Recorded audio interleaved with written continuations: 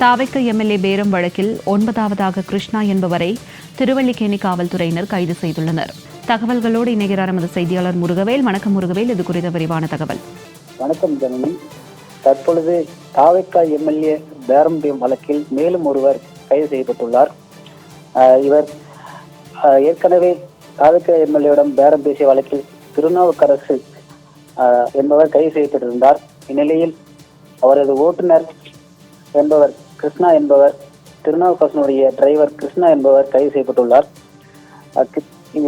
இவர் திருவல்லிக்கேணி போலீசார் கைது செய்யப்பட்ட நிலையில் ஏற்கனவே தாவைக்க எம்எல்ஏவிடம் பேரம் பேசிய வழக்கில் செந்தில் பாலாஜிக்கு நெருக்கமான 2 பேரும், தாவைக்க எம்எல்ஏ பேரம் பேசிய வழக்கில் திமுக பிரமுகர்கள் 2 பேரும் என உள்ளிட்ட 8 பேர்கள் ஏற்கனவே கைது செய்யப்பட்ட நிலையில் தற்பொழுது தாவைக்க எம்எல்ஏவிடம் பேரம் பேசிய வழக்கில் திருநாவுக்கரசுடைய ஓட்டுநர் கைது செய்யப்பட்டுள்ளார். சட்டமன்றத்தில் தாவைக்காவுக்கு எதிராக கணக்கெடுப்பில் எம்எல்ஏக்களை குறைக்க வேண்டும் என்ற சூழலில் இது போன்ற திமுக சார்பில் தாவைக்க எம்எல்ஏவிடம் பேரம் பேசி வந்துள்ளார். எம்எல்ஏவிடம் ரூபாய் 32 கோடிக்கு பேரம் பேசியதாகவும் தகவல் வெளியானது. இந்நிலையில் தான் தற்பொழுது இந்த வழக்கில் மேலும் ஒருவர், திருநாவுக்கரசு என்பவரின் ஓட்டுநர், இந்த வழக்கில் சம்பந்தப்பட்டு திருவல்லிக்கேணி போலீசாரால் கைது செய்யப்பட்டுள்ளார். இந்த நிகழ்வு தான் தற்போது பார்த்திருக்கிறோம்.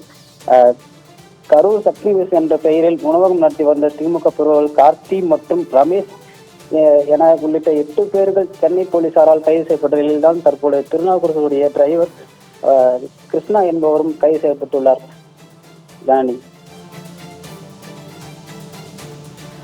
முருகவேல், தற்போது இவரை எங்கே வைத்து காவல்துறையினர் கைது செய்துள்ளனர்? இவர் யாரிடம் பேரம் பேசினார் என்ற தகவல் ஏதும் வெளியாகி உள்ளதா முருகவேல்?